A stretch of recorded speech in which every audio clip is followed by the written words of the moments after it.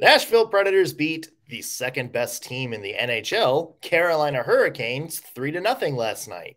The Nashville Predators, whose opening day roster was pretty much either traded away or on injured reserve, now have control of their playoff fate with 4 games left in the season.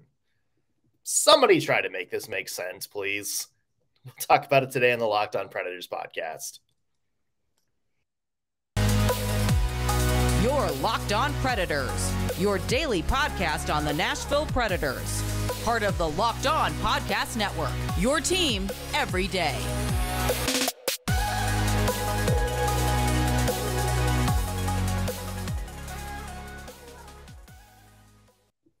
Thank you for making Locked On Predators your first listen of the day. Every single day, we are your free daily Nashville Predators podcast available to you wherever you get your podcast and on YouTube. I'm Nick Morgan. I am a writer at Penalty Box Radio, and I have a partner in crime. You do. I'm Ann Kimmel. I'm a writer and editor at InsideThePreds.com. Can I ask a question, Ann? Sure. What is happening? What the flagnog? Yeah. What in the diddly-do? That's not as good as flagnog, but...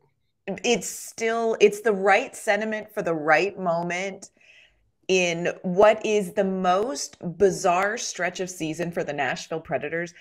If you were somebody who said, you know what I see happening for the Nashville Predators, I see them falling apart at the trade deadline, selling off big pieces, losing major names to injury, drawing up guys from Milwaukee that people have to look up. And then, you know what? They're going to fight for their playoff spot. I would think you were consuming illegal substances in abundance. But here we are. What the flag dog? I don't know.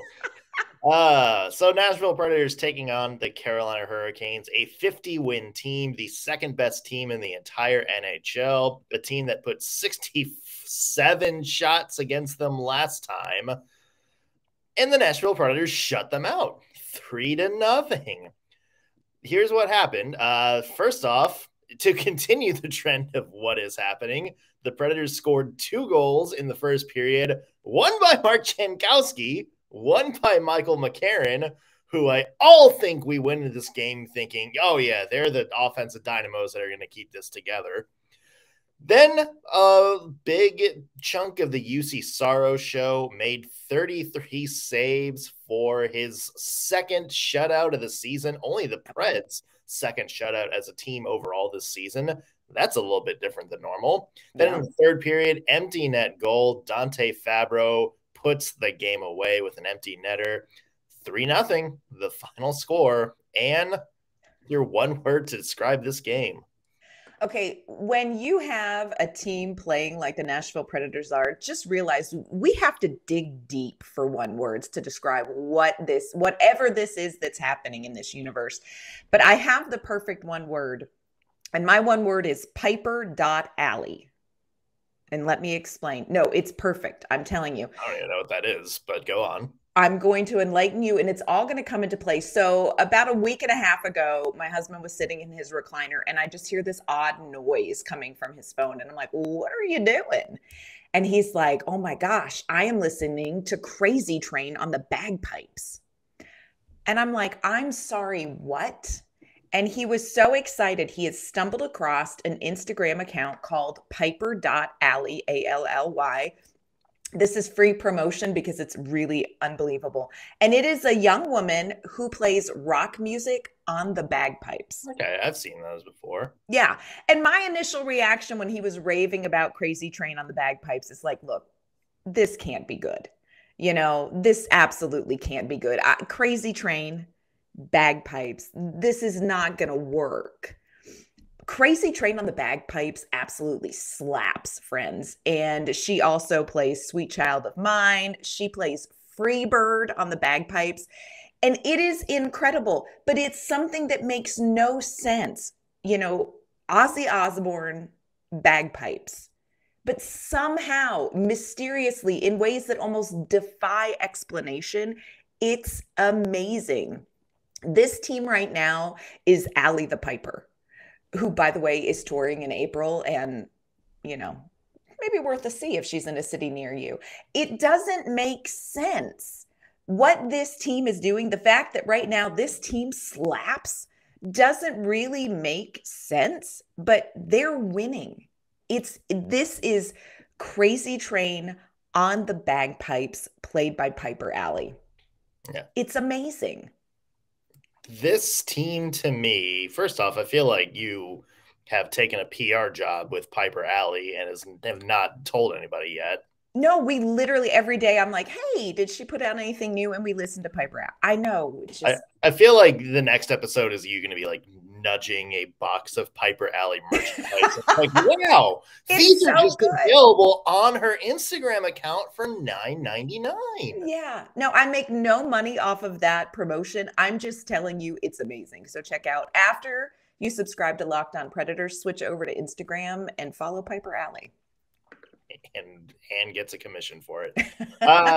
Yeah, to me, this one word is chopped. This is like an episode of Chopped. Yes. And it's like, not even like, because I think I've used this before. It's not even like the good episode of Chopped where they give you like the, filet mignon and the radicchio and all kinds of brilliant cuts that you have to figure out something to do with. This is like that episode of Chopped where they do like the reject food. Ooh. Where they give you like the canned tuna and like the frozen bag of peas and carrots. And this is like, all right, you have to elevate this. You have 30 minutes to make a 5-star dish using this leftover can of coffee grounds and I don't know, a still living crab. Yeah, this is like a bunch of random ingredients that you can pick up that are somehow coming together and forming a pretty cohesive dish. Now, the star of the plate, the best ingredients, is Juuse Saros. Let's not get that twisted because that man is the biggest reason for the Predators being where they are down the stretch. True. Where was he last year? Yeah, it's still bitter about that late season injury. I know.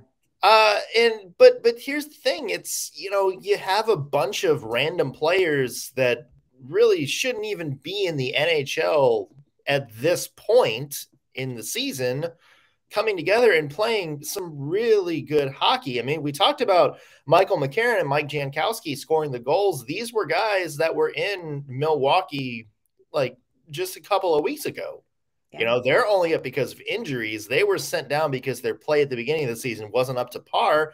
And here they go coming up with 2 big-time goals.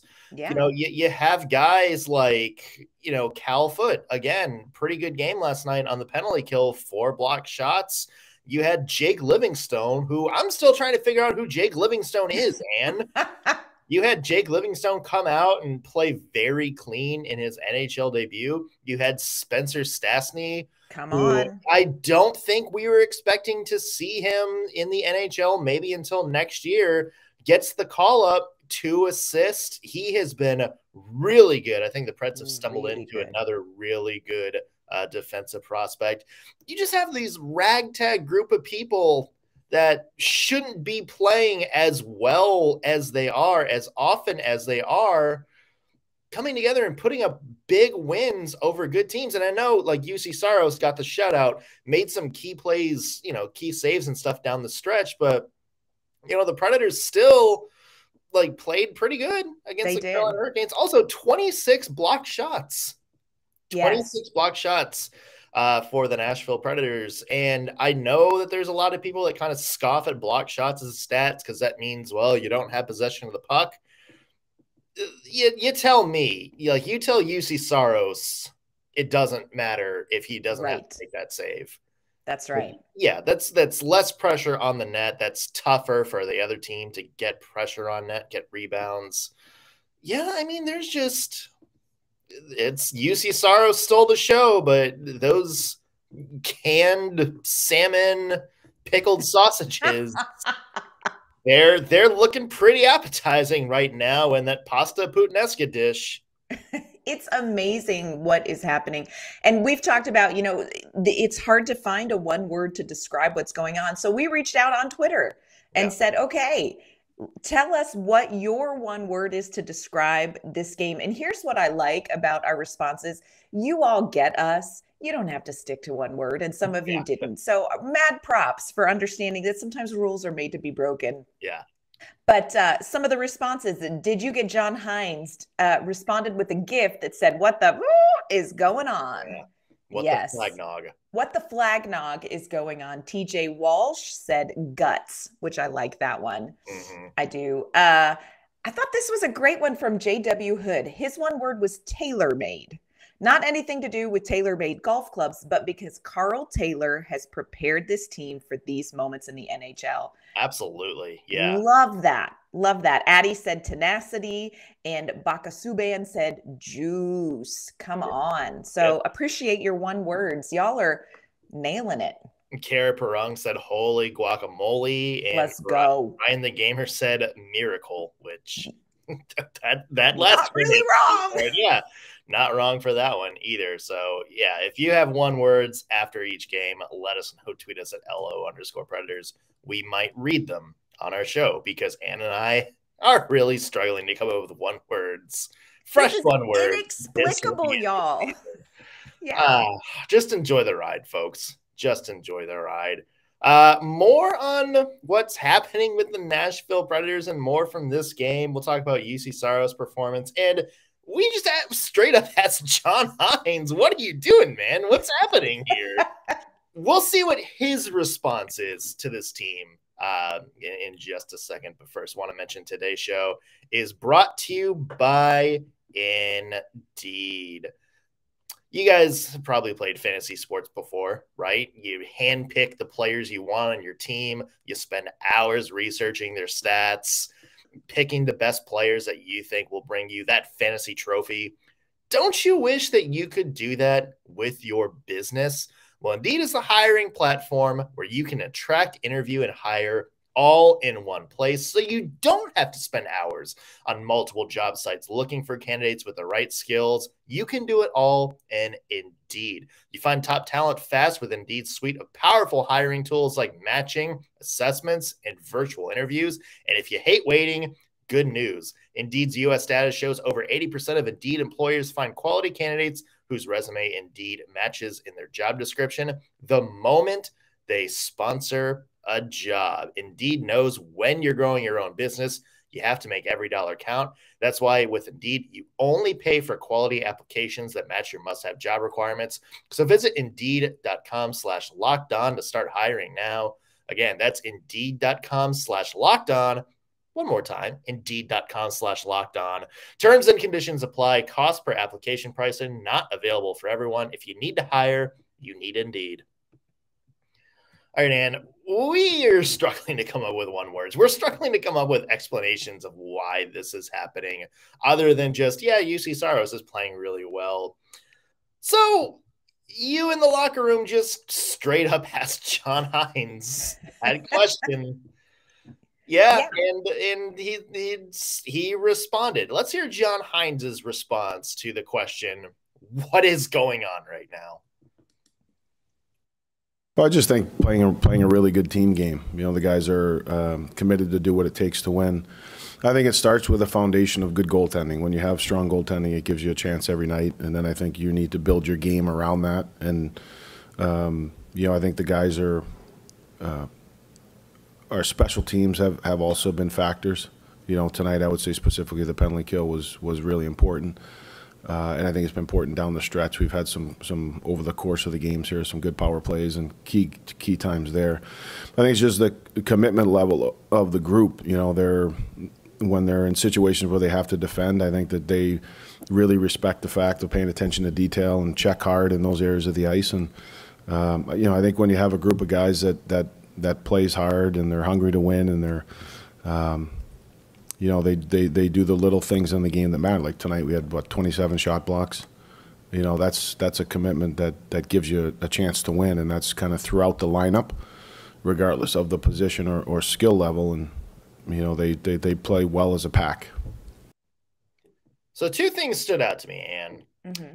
One was attention to detail. Yes. Because, you will say one thing about this Nashville Predators B team, or whatever you want to call this group, which now looks more like the A team, to be honest. True. Is that the one thing that I've noticed is, they may get outshot in a lot of games. It may look like they're kind of clinging for dear lives. But the one thing I haven't seen with a lot of these new players, I haven't seen a lot of glaring mistakes. Mm-hmm. The games are never perfect. There's always some moments where it's like, can't make that pass or try to make that play. But for the most part, there really haven't been any gains like some of the ones we saw at the beginning of the season. It's just like, what are you doing with the puck? There's just a lot of times where they just haven't made any drastic mistakes. And I think that's key because there's absolutely zero room for error with this team. Yeah. And number two is, I like where he's talked about commitment, because the Preds are having to win games the old school way, which is a lot of block shots, a lot of dirty goals, a lot of dirty rebounds, that kind of stuff, second chance opportunities. They're having to win it the old school way, but it doesn't matter how you win it, Ann, as long as you win it. That's right. At the end of the game, it's 3-0. Now, Carolina did have 2 goals called back, one for goalie interference, which is, probably the most ubiquitous thing in hockey right now, but it was very clearly goalie interference. And the other one was a goal scored on delayed offsides, which I'm like, come on, y'all. But I agree with what you're saying about attention to detail. And I wonder if part of what we're seeing as they're improving in that is because of the makeup of this locker room. Because you've got so many players that are coming up from Milwaukee who are getting an opportunity. You've got Igor, and you've got Jake Livingstone, and you've got Spencer Stastney, and, you got Luke Evangelista earlier. You have these young players coming up, and they are so coachable and so open to what's going to make me better at this level, because they don't have all of that experience already to kind of rely on themselves. And so I think because it's a younger locker room, because it's a locker room that doesn't have necessarily this huge pocket of NHL experience, you have a team that literally is hanging on every word that these coaches are giving them. And that are, tell me what I need to do to make this better. And while there is a disadvantage to having a locker room that doesn't have a lot of NHL experience, I think this is one area where you're seeing the fruit of young players, hungry players who are very coachable, who want to learn what is it going to take? What little thing is it going to take in this game for me to be better? And we're seeing the results of a team that's very open to that. And I'm not speaking anything over veterans and saying they're not coachable, but I think there is an environment in the locker room where you have a large majority of the team that's saying, tell me what to do to be better, and I'm going to do it. Sometimes veterans kind of know how to play the game and just kind of go what they know. So I think it's really interesting that something that people are thinking is a deficit may be something working in favor of the Nashville Predators right now. This is a young, coachable team. Here's an interesting question. Oh, no. Do you think the end of the season should change perception on how some Preds fans view John Hynes? Yes. I agree with that. Yes, because what is the complaint? What is the number one complaint that we hear about John Hynes? He can't handle young players. Can't develop young players. You come in, and let me just be very frank with you. The young players in the interactions that media has had with these younger players, Luke Evangelista, Tommy Novak, Igor, all of these guys coming up from Milwaukee, is that they're getting what they need from the coaching staff. Yeah. So look, all of you who are like, he ruined Ellie Tolvanen and, all of this. Okay, but what's happening? And then you've got people who are going to dismiss it and say, well, that's all Carl Taylor. And look, credit to Carl Taylor, because he is a brilliant developer of talent. And that is what's real. But John Hynes has taken what he's gotten and he has elevated it to a level where this is a team still in a playoff hunt. Yeah. You know, you can just not like John Hynes and say you just don't like John Hynes, but be very careful saying he ruins young talent, because Tommy Novak and Luke Evangelista would like a word. Yeah. It's interesting because I think a lot of people at this point have their reasons for not liking John Hynes. Some of them is valid. I think especially from the beginning of the season, some things that happened that I think could probably be, you know, a little bit changed.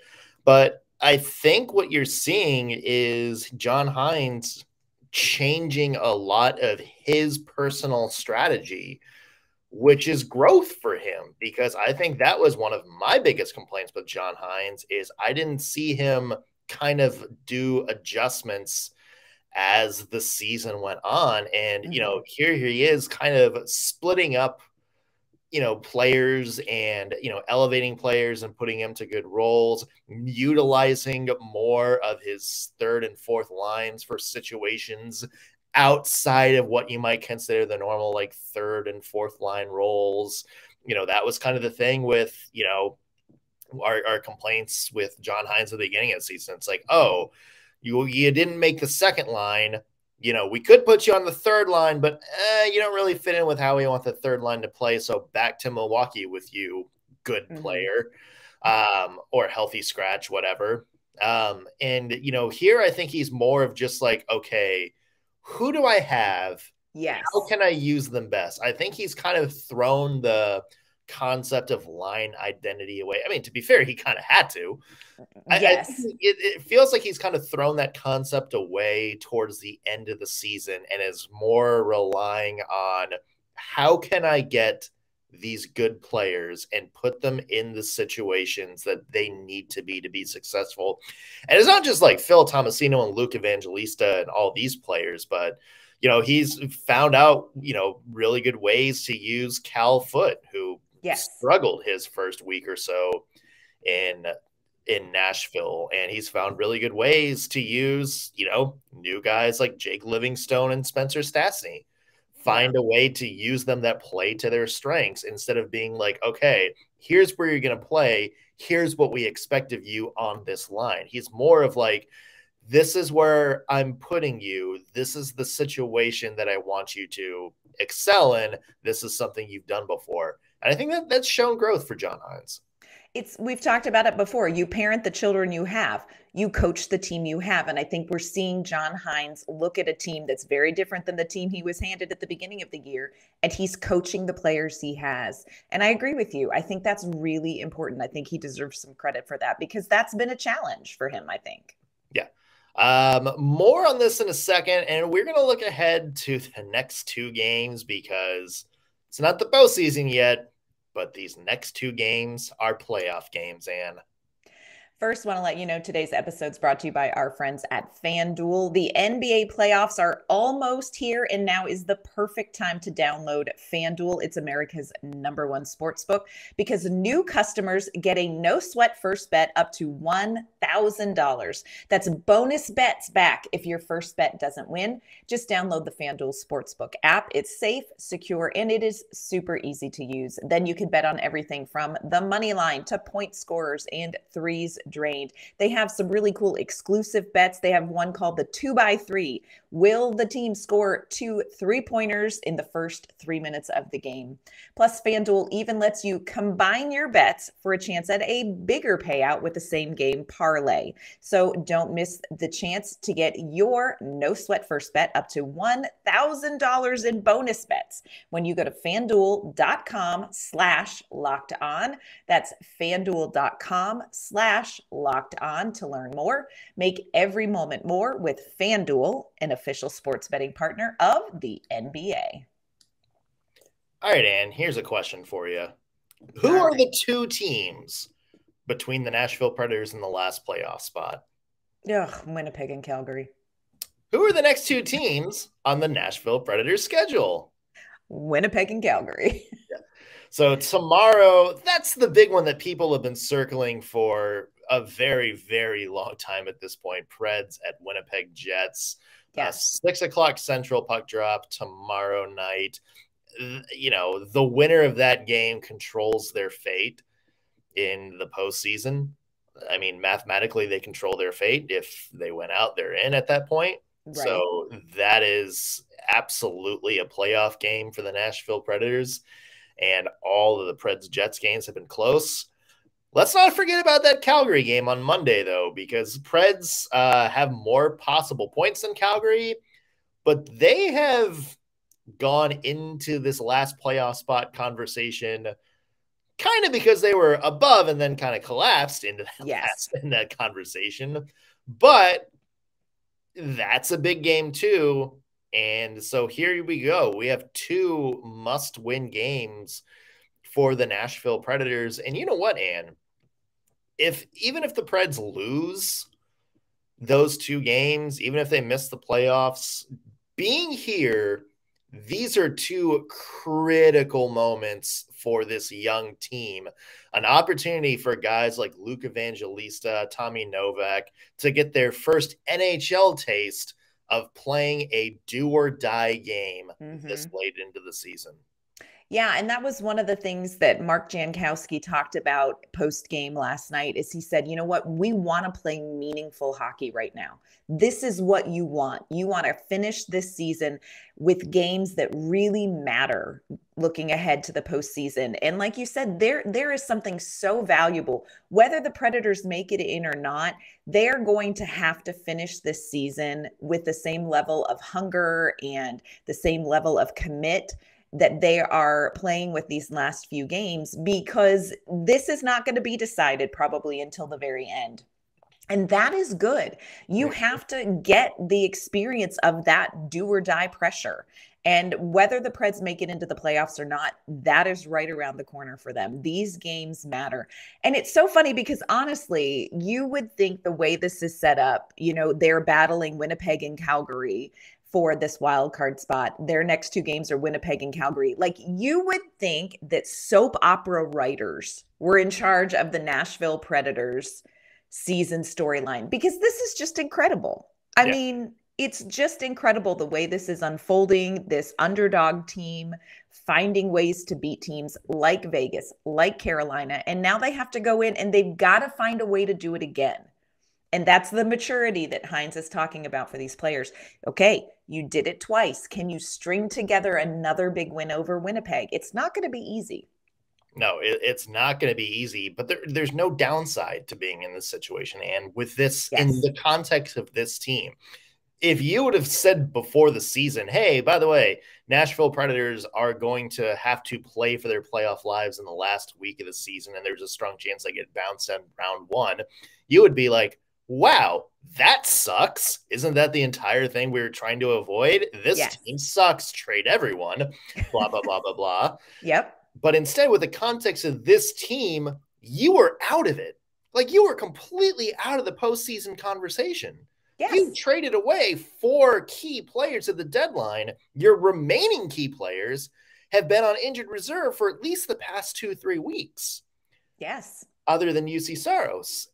You played your way back into the conversation with a team full of guys that you want to be your next core. You want to be the next generation of Nashville Predators. Yeah. Getting here, that's a big accomplishment for them. There is no downside to being in a playoff hunt this late in the season, and there's no downside to getting into the playoffs, even if you get bounced in round 1, even if you get swept again. That's a tangible accomplishment for a team that needs this confidence, that needs this playoff experience, this big game atmosphere. You know, we've talked about it. You know, there are some really good players in the NHL that have been really good for a long time that have never even been in the situation before. Yes. Never really had a playoff chase, that have never really had, you know, their first big taste of having a do or die game in the last week of the season. There's some players that never got that. And instead, you're giving Luke Evangelista and Tommy Novak and some of these guys you want to build around that opportunity that I think a lot of teams would be killing. Yes. To give their players. Yes. And what the end of this season is going to do to benefit the Predators at the beginning of next season has nothing to do with the playoff run. Because like you said, what they're getting right now, who would have thought this team would be playing meaningful games at this point? Nobody thought this.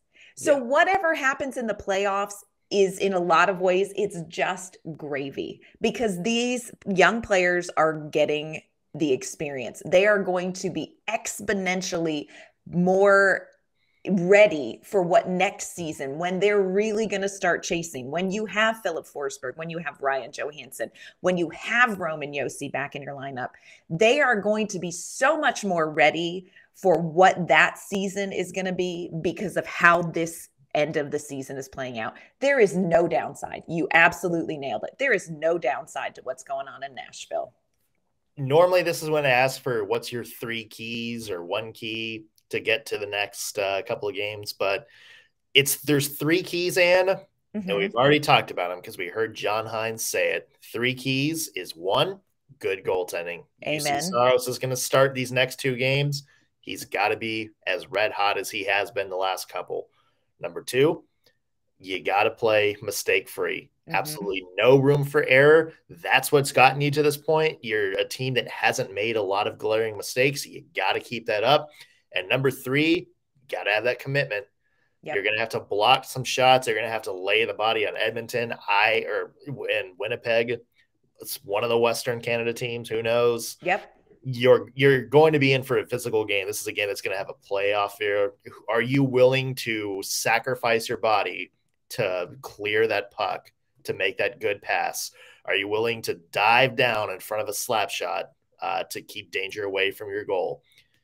The Preds do that, which are the 3 keys John Hynes said that have gotten them to this point. I think you're going to see a very good chance of the Predators winning these next 2. Yep. Anything can happen with this Nashville Predators team. And anything can happen. Hope is so fun. If somehow this falls apart, it's all good, friends. Yep. It's fun, and I'm enjoying the ride. Yep. For sure. Let's go. It is going to be an interesting show on Monday. I will tell you that much. Yes. You can tune into that there. But of course, happy Friday, everybody. We'll be back with new episodes next week. And where can people find your work? You can find my work online at InsideThePreds.com. You can find me on Twitter at AnnK_MamaOnIce. You can find me on penaltyboxradio.com. Follow me on Twitter at _NSMorgan. Also, be sure to follow the podcast, LO_Predators. And please subscribe, no matter how you're listening to us. If you're watching us on YouTube or listening on your favorite podcasting platform, hitting that button both helps us out and lets you know when we have new content out for you. That's going to do it for us on this week's slate of Locked On Predators podcast. Thank you, as always, for making us your first listen of the game. We'll be back Monday with new episodes. See ya.